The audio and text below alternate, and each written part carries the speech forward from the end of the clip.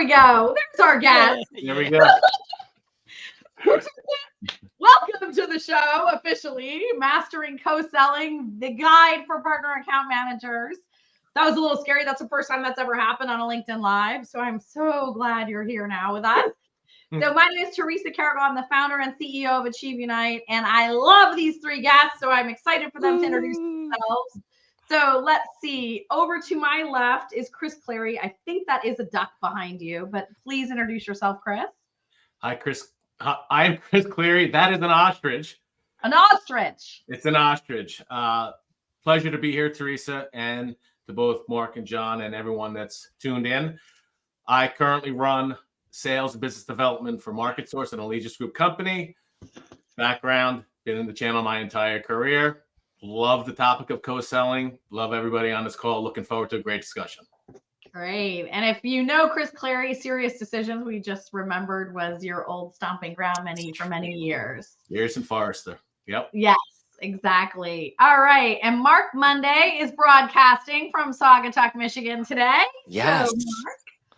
Well, hello. Mark Monday here again. I think this is my second or third of these. Thank you so much for inviting me. I lead all kinds of different channel strategy activities, and I've done that with lots of different software companies over the many years. And this is a topic that is very near and dear to my heart because the way we sell, but a little preview, and also market has changed dramatically. And I'm excited to talk about that today. Absolutely. And you and John were on the last one, and everybody asked for a continuation to dive into co-sell. So because of John. Just because of John and Mark. Yeah. No, because of John. Been doing this a long time. So John, go ahead and introduce yourself. I think it's because of Mark. I'm John Mascarella. I'm the channel chief at Cox Business. I run our channels teams here. I've been in the indirect space for a long time, longer than I would like to give you in years. But I've been both on the service side, the hardware side, the software side, public sector, private sector, have seen the various routes to market with different organizations. So excited to be back, Teresa. Thank you. And excited about this topic today. Yeah, part of what I'm really excited about is you three come at this from different places. So I think we're going to have a really rich conversation. So Chris Cleary, why don't you start us off? What is co-sell? Means different things to different people. Give us your opinion of the definition. I think you most importantly hit the nail on the head because it really does mean so many different things to so many people. But the way that I would summarize it, that is universal, is that co-selling now is really about putting the customer at the center, understanding how they want to buy, how you collectively can bring complex solutions, services together to really, not to sound cliche, but meet the customer exactly where they want to be met throughout the cycle, both pre-sale, post-sale, and through optimizing the relationships that you have with the customer. Great. Thank you. Mark, weigh in. Co-sell. Well, I think we need to define what we mean, right? And I'm always the definition guy. So co-sell could mean anything. It could mean we're in a deal and we're working on it together today.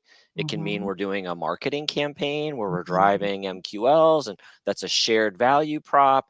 It could mean that we've chosen an SIC code where we want to go get very specific. I think the key when you're thinking about co-selling is really defining the terms. And so I think that's a lot of what we should talk about today is what does it mean? And then within that, where are you at in the deal? And then what are the roles and responsibilities relative to you versus the partner or the third party? Great. John, anything you would add to that conversation? Great comments by both Chris and Mark. I would tell you, it also has to look at where the business is coming from. Where is the organization's perspective on co-selling and what do they need to be successful in the space? If your solution is part of the stack and it needs to be sold in conjunction with the stack, then probably co-selling comes naturally. If your solution was more standalone and not necessary to be part of a stack, co-selling is probably not the normal route to market. So I think it's a big conversation around where the business is coming, where the solution provider, either the supplier, hardware, software, service provider is coming from, and how natural does co-selling fit with the solution that they're providing. Absolutely. And we talk at Achieve Unite about many of the co's, the co-market, the co-invest, the co-innovate, the co-sell. So today we're going to primarily focus on the co-sell in the customer journey. Chris, when you see best practices in co-selling, when you see great things happening with a vendor and their partner ecosystem, what is happening that's great? So again, trying to speak in very specific terms, there's a universal that when the buyer's journey is mapped out to how you sell, having a predefined structure, it helps everything across the board.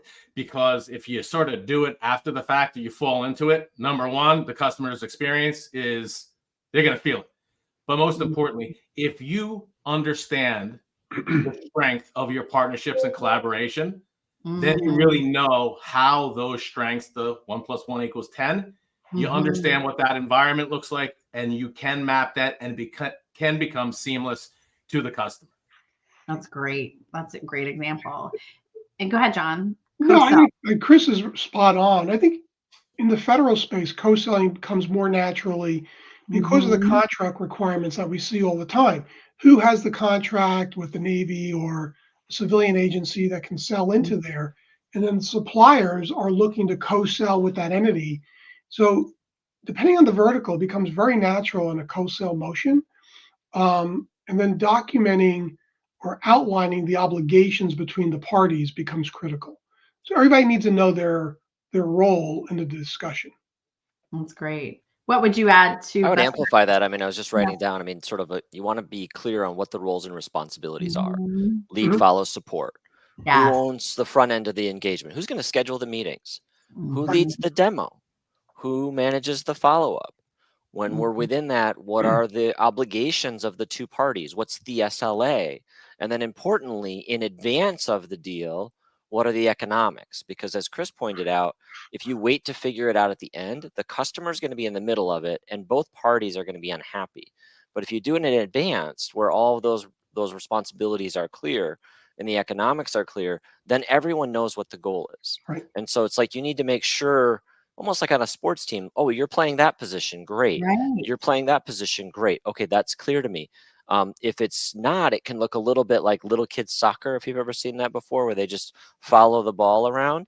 That's where I see a co-sell often looks like that. You need it to look more like, oh, okay, everyone's playing their specific role and it's clear what those responsibilities are. Hey, Mark, let me throw complication into that I've seen. The sports analogy, we always do it. Here's the difference. Everything that you say is spot on. You need to have that structure in place. But unlike a team sport, there's no GM, there's no head coach when you're collaborating with partners. Yeah. So to triple down on everything that you just said, you really need to make sure you understand the playing field so that when Jordan, Jeter, and Serena come together, that you can really bring those superstars together to really put something valuable to the customer on the field. Yeah, amen, amen. I'll throw another metaphor at you just for fun. I'm playing with this idea of it's kind of like in Hollywood. You have some production firms that make commercials, and for a commercial, you bring together a small team for a day or two, and you shoot that commercial. Or you might be doing a series, and you might bring a larger team together to do a specific body of work over maybe a half a year or even a year. Or it might be a big movie where it's a blockbuster, and you're working on it for multiple years. That's kind of the way it is, where you are bringing in so many different people to go do something very specific, but each time those roles have to be so clear. Well, it's written out, right? You think about, I love your analogy because it's documented too, right? It's very clear what the role is, the expectations, the guidelines. I'm a big believer in having things time bound as well, meaning, hey, this is going to be good for a year or half a year, and we'll reevaluate it as well. So it doesn't linger and go stale and go on without any closure. So I love the ability to have these documented and really internal document between the parties that say, look, this is how we're going to go. This is what this is going to look like. Who's responsible? Doesn't mean it doesn't change, but it gives you that guiding principle of what this looks like. An MOU, however, right. I think those are very, very important. And, this co-sell motion, for those of us that have been selling a long time, it used to be, oh, well, we do it at the beginning of the funnel and we do it in services. Well, now this co-sell motion is through the entire customer journey. And it may change. It may not be one partner. It may be, to your point, multiple partners in the ecosystem. So this need for documentation, this need for a holistic approach, our sellers have to think differently. Right. So And the suppliers have to be thinking differently too. and the buyers are thinking differently. Sometimes the suppliers are not, it's going to be hard for a CRO to go, well, who's in charge of this opportunity? Yeah. Oh, well, our SI is leading it. And you're going, well, wait a second. Why is the SI leading our Well, we're embedded in this bigger project. So you have to have that understanding of how are we going to achieve revenue from somebody else leading the conversation. John, Go ahead, Chris. I was going to say, something else to that. So you mentioned when engaging with the CRO or the entire executive leadership team, they need to understand what co-sell means to the business and to partners. So getting that definition out on the table up front, to your point, it really, that's how you answer that question. Okay. Someone else is leading our revenue engagement. That's where that sales process mapping really comes into play. Okay. Totally agree with that. I think that's a great point. Teresa, you made a great comment earlier. I know we're not going to get into it a lot, but there's all the other co's, the co's that happen to the left of what's the shared value prop, what's the shared messaging statement, what's the shared go-to-market. Those things will also inform that. Are we an ingredient brand? Are we Intel inside? Are we Intel inside a Dell machine? Or are we Intel inside of an HP machine? Or are we the 800-pound gorilla or the large brand that's leading the engagement? It will depend. But the product strategy, the value prop, and the messaging will also help guide that discussion as well, which will make it easier also for the stakeholders to understand. If it's at Anderson Horowitz, they talk about, is it a vitamin or is it a painkiller? Right. If you're the painkiller and the customer has real pain, probably you're leading the engagement. If you're a really great vitamin that adds tons of value, you may not be leading that engagement. Again, it's just a metaphor, but it's a way to think think about it. No, I think you're 3 for 3 on the metaphors. I know. I love the metaphor. Right? Good. So let's talk about, there's a lot of new stats with companies that are very focused in this space from an automation perspective. Up to 46 deals close 46% faster when you're using strong co-selling practices. 53% higher likelihood of closing when we're effectively doing this co-sell motion. So what do you think has to change in the organizations in order for the co-sell motion to be successful? You want to start, John? Sure. Thank you. I was giving it some thought there. What either has to change or has to become part of the culture is just this willingness to collaborate. Right. If there's not a willingness to collaborate with others, that's probably the biggest challenge to start. Forget about the operational side, the commissioning side, the logistics. There's got to be an understanding that collaborative sales process, and it could go with any supplier, really is beneficial. And co-sell, if you start breaking it down by supplier, it's going to be different for each supplier and how they envision co-selling. I think a telecommunications company co-sells different than as Mark said, if you're a supplier and you're more of a vitamin, that's good. You're probably a contributor to the overall value. But fundamentally, I think co-sell starts at the executive level, that they see that as a route to market.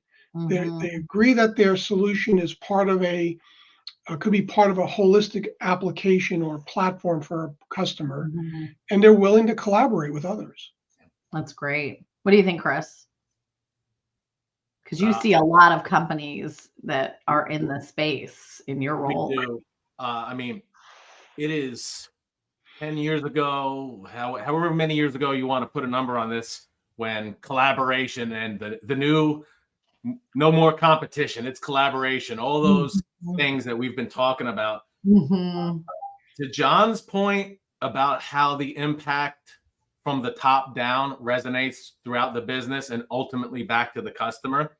And to the earlier points about the different verticals, sellers need to change, if they haven't already,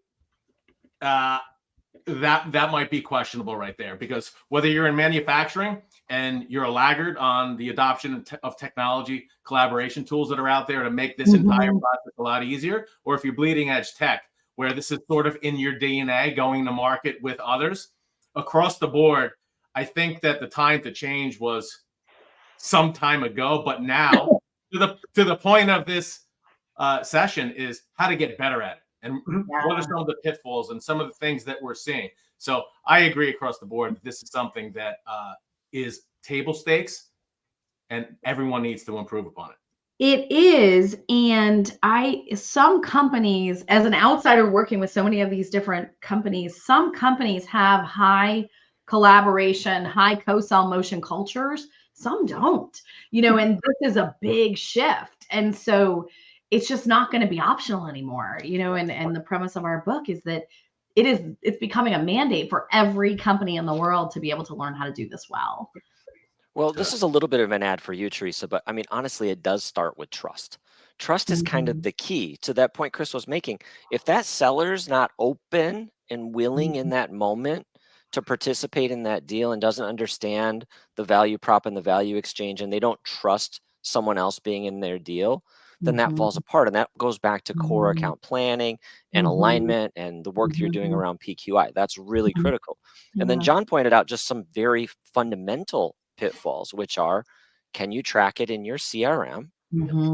And is it clear? Maybe you'll have multiple partners in the deal. Hopefully you do. Right. The more partners, the stickier the solution is. And stickiness is kind of the key. And then you have to adjust your compensation model. Because now the rep might feel like, well, if I did it without the partner, I make more money. But if I do, then and you've got to remove that barrier so they don't feel like there's a partnering tax in the equation, that they actually understand, oh, I get paid to do this because this integrated co-sell offer drives the company's goals and objectives. Mark, you hit the nail on the head. I think it's something we kind of overlooked, and it's just one question is, you need finance on your team as well.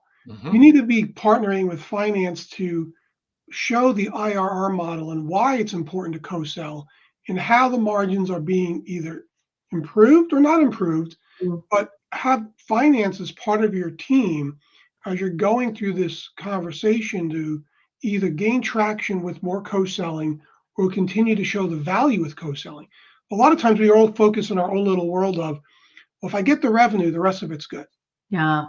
Absolutely. Well, revenue without margin isn't really much of a mission statement. No, it's not good. But you know, no margin, no mission. So you need to make sure you're meeting the margin goals of the company and or adjusting to accommodate what you're trying to solve for. And that everyone's bought into that go-to-market motion when you do co-sell. John, you make a wonderful point because it's about the meta math, not the micro math. So we can get focused on the micro math at the deal. But if you focus on the meta math, the customer acquisition cost, what does marketing spend to get a lead like that? Oh, well, maybe we're getting a lead like that through this partnership. What does it take for us to advance that from an opportunity to something that we put in the funnel? And so part of it is having that math model to say, oh, okay, the sum of us together is worth more than their parts. And as a result, this is what that financial impact can look like. Chris, you do a lot of work with your CFO. I know you work very closely with your CFO. When you think about what are some of the best strategies, maybe talk a little bit about that. And then the other personalities of the executive suite, because they all have to be at the table for co-sell. I've had a long-standing principle that being a revenue leader, my CFO should be one of my best friends. And what I mean by that is creating a transparent model that is backed by data that addresses everything that we've heard so far, from CAC to lifetime value. There's also something about the partner's lifetime value. Pay attention to that. What does it cost to acquire a partner? What does it cost to manage a partner? These are all things that are critically important when you're framing out and shaping the profitability of an engagement. So a little tip might be right there, and I've been victim of this myself, is that if you're not aware of maintenance cost of your partnerships, of the upfront acquisition cost of your partnerships, just like you are for a customer, the customer can get a little bit clunky. So by paying attention to that, you might not have all the answers up front, but there's a lot of technology out there right now that can support this. so that you can get the insights, so that you can drive that profitability conversation, so that you avoid the channel paradox that, hey, this channel guy, we've got the best product or service in the world. This channel should just be out there sounding like hotcakes. And then the next conversation is, man, this channel's really expensive. So head that off at the pass and be data ready. Yeah, love it. Any other comments on that? Otherwise, I'll ask the next question for you all. Mark, anything else? Well, I think Chris is spot on. I mean, too often we look at our direct sales motion as a cost structure that's sort of a sunk cost, and our indirect cost structure as an additive cost, when in fact they're not. They're the same. You don't always know what your direct selling cost is, even though you might have that SG&A in your P&L.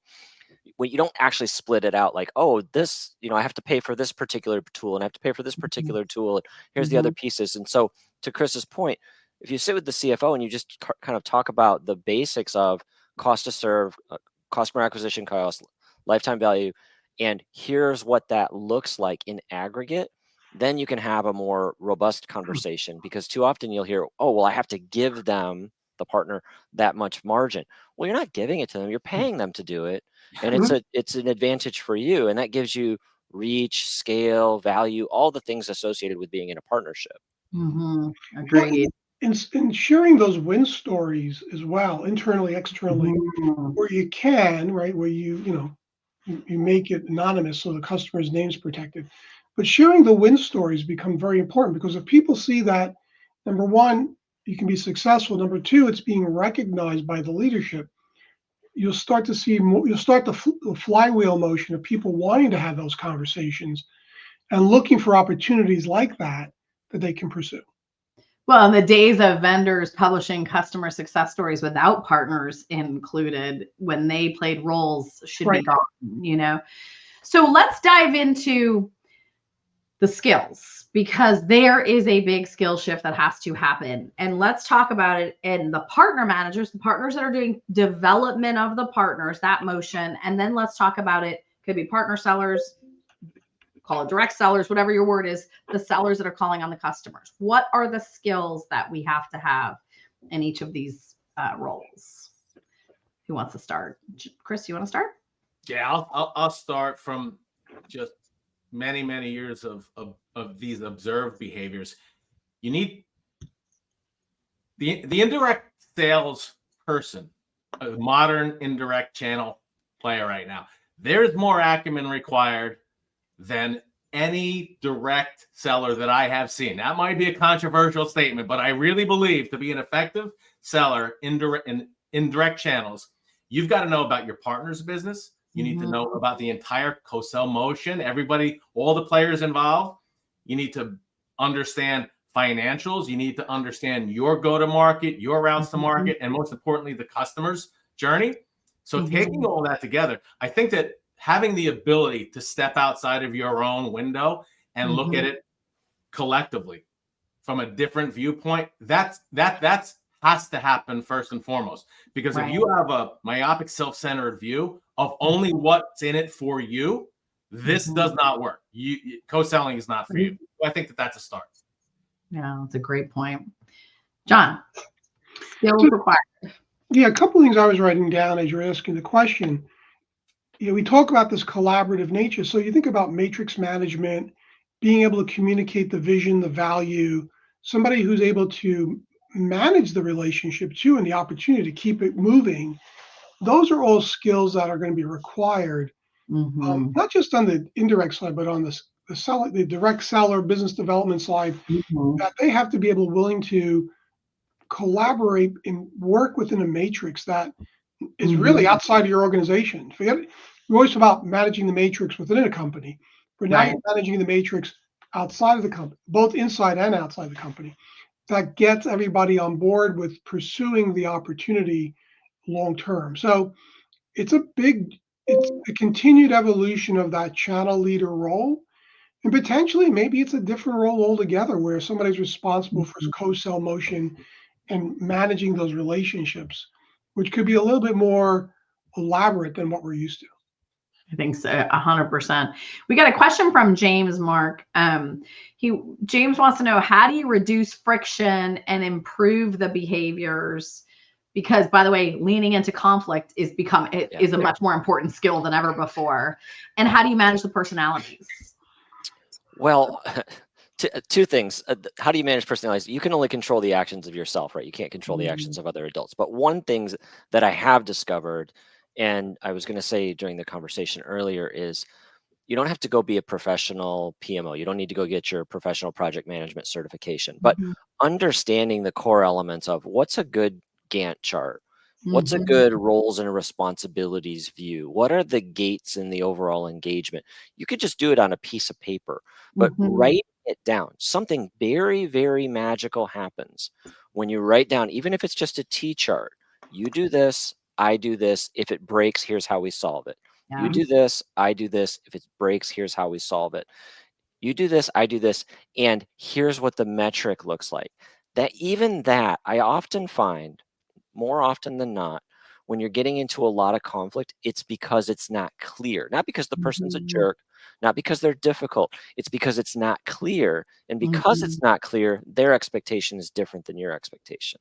Absolutely. And the ability to drive alignment and identify joint goals, that muscle has to get a lot stronger. And we tend to avoid that messy bit. Brene Brown calls it the rumble, but that messy bit of like chunking through it, like, what are you going to do? What happens if this breaks? And what if we get in a fight? And you got to have that kind of figured out in advance.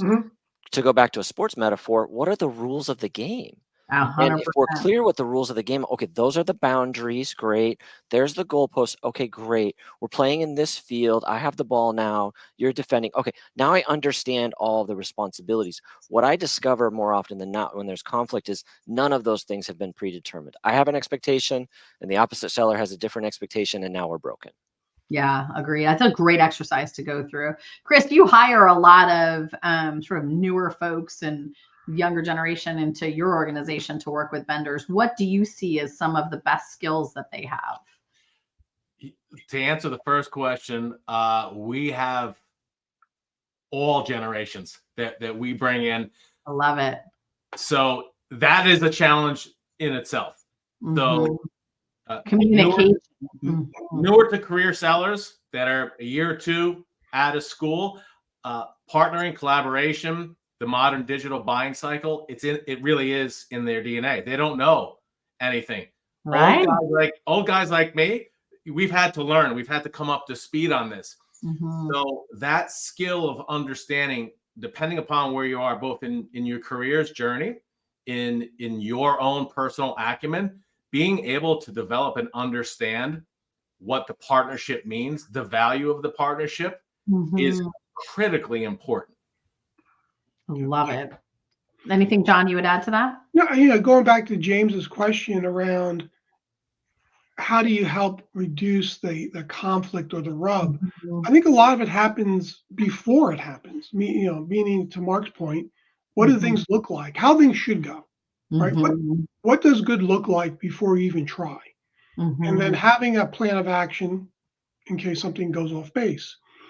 Also, making sure we can communicate what value is the SI, VAR, integrator bringing to help in this co-sell motion.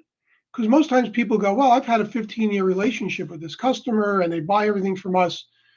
Why am I bringing somebody else in? I mean, I've got this much revenue that's producing, and then all of a sudden you find out, well, the VAR has 50% more revenue that you don't have today. Right. They need your solution. So you're fixated in this little area, but there's a 100% upside if you participate with the VAR to integrate your solution into what they're offering. That's a great You have to be clear on what the value is, but I always like to have things discussed prior to going to market, making sure everybody understands, here's what we're doing, here's what we're not doing. There'll probably be some potholes along the way. Here's how we try to avoid them. And then celebrate those successes loudly so people understand why it's happening and the importance of it happening. That's great. Any other skills you all see as critical? We talked about trust. Yeah, I know I promised not to go into the other codes too much, but if you go to the left, marketing is really the most important piece here, because even in that example John was using, that customer is getting a new experience with your product that you don't even know about. We used to say, I think when Jay McBain was at Forrester, we used to say 68% of all customer buying decisions are done digitally online. I think that stat now is something like 80%. And so we have to acknowledge the reality is, if maybe you have had a customer for a long time, or maybe you have one relationship with them, but the reality is that customer now is experiencing you in a way that you may not understand if you really are not clear on marketing. And so if there was one other skill I would really encourage folks to bring to the equation, is the selling starts at marketing. And that, you cannot ignore that and think, oh, that's the marketing team's department. No. Marketing is selling now. 100%. And services, right? To the right of the sales journey is, these amazing partners who are doing such progressive professional services around vendor solutions. That is unbelievably differentiating for companies. I think I want to throw one more thing on this, is that I think there's a common theme of everything that we've been discussing so far. It is critically important to understand the playing field. All these value mappings that you do, whether it's with the marketing team up front, all the way through service delivery on the back, if that is not laid out in clear and distinct terms, it doesn't need to be perfect, but there's got to be those guardrails, like Mark had said. Having that, I think that is probably, back to the question too, one of the best and most efficient ways to avoid conflict. Yeah. And most importantly, improve the customer experience. Here's what not to do. Don't say you own a customer anymore, because I think nobody owns a customer except the customer. I don't know if y'all remember that, but people, you say, I own this customer. I'm like, really? Yeah. Any other things not to do? To that point, it is a mindset shift. I think Chris said at the beginning, and I know John has said it many times before, which is like, you got to change your mindset. You do. It used to be, yeah, it's me and this deal, and it's all about me and my product and this deal and this customer in this moment. Now it's like, how many different complementary solutions can I attach to my product? Yeah. 5, 6, 7, 10. Every time I add a new complementary product, which is more co-selling, the stickier my solution gets. So I actually want 7 people in the deal. Whereas I was maybe raised or trained in my era to focus on just having one entity in the deal, or maybe 2. That's a big mindset shift. We call that the partnering trust growth mindset. Yes. Love it. Love it. Good. What else? What else has to change in the new world? Well, I think, again, you have a diverse audience, right? So you've got software, hardware, I love this. service as a service providers. I think first you start out with the segmentation of your customers, where co-selling probably plays and where it doesn't, right? It may not, again, it depends on the service provider or supplier. It may not play in the SMB space, but it plays better in the enterprise space.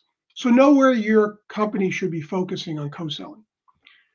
We hit the nail on the head about financial models, right? And making sure your CFO or finance lead's bought in and is supportive of what those margins look like and how you can be successful together.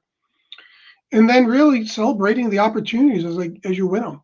And there is no better secret sauce for more than seeing somebody else succeed and make their number and achieve goal from a co-sell opportunity than to watch other people want to do that as well.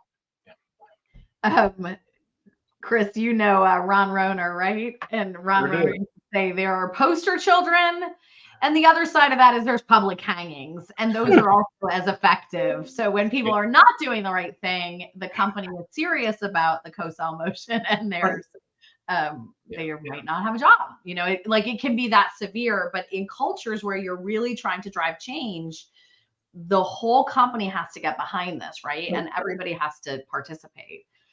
Great. Even product teams need to participate in co-selling, right? Yeah. Like that's part of this other mentality is partnering is not a sales initiative anymore. Yeah, yeah. And I like John's point about, it has to, success breeds success. And you always want a seller telling the story. You don't want the partner guy, the partner girl. You don't want us telling the story. You want a seller saying, hey, that thing they told us to do, I actually did it and it worked great. Yeah. And let me tell you, and I think what happens is, and you guys probably get sick of this metaphor with me, but when you start talking to a seller, it's all the duck on the water, the feet underneath going crazy. Well, you got to do this and it's complicated and you have this step and here's a new thing you need to think about. And oh, you don't know about value prop and messaging. And oh, you have to do 7 different steps in your CRM. But it has to look smooth on the top of the pond or the duck is just gliding across. And they need to see both of those. But what we tend to do, it's the opposite of that iceberg metaphor. We tend to show them all of the complexity and none of the simplicity. What John was just saying is actually the most important thing, which is lead with the simplicity. You bring in this partner or these partners to do co-selling. These are the types of wins you'll get. Bigger deal sizes, faster time to revenue, stickier solutions, more opportunity for cross-sell and upsell. And oh, by the way, it's going to be a bit complicated and there's some steps, but let me tell you, it's well worth it. We tend to start with the complicated and then talk about the easiness, but I actually think starting the other way around is smart. I think the way John framed it was exactly right. That's great advice. All right. So with that, if you had one tip you want to leave your audience with to lean into co-sell, what's your tip or trick? John, you want to start? I'll lean back into the finance piece, Teresa. Make Okay. sure you've partnered with finance to model what success looks like, because it all comes back to a finance discussion. And if you don't understand finance, we'll help you. People will help you, It will help you get through it. Yeah, and developed or find your teammate that can help. that's absolutely right. That's great. Mark. Again, not an ad, but build a plan. Work with Teresa, work with the team at Achieve Unite, build a plan. Writing it down is magic.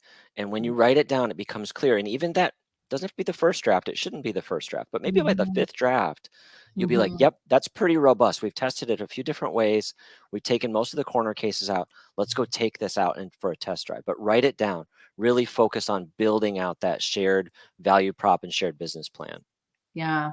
Yeah, we teach, and Mark knows this, several of you know this, we teach the one-page business plan. And to your point around simplicity, because this is moving so fast and there's so many players, simpler is better, ease of understanding so everyone can get aligned is better. Chris, one takeaway or tip.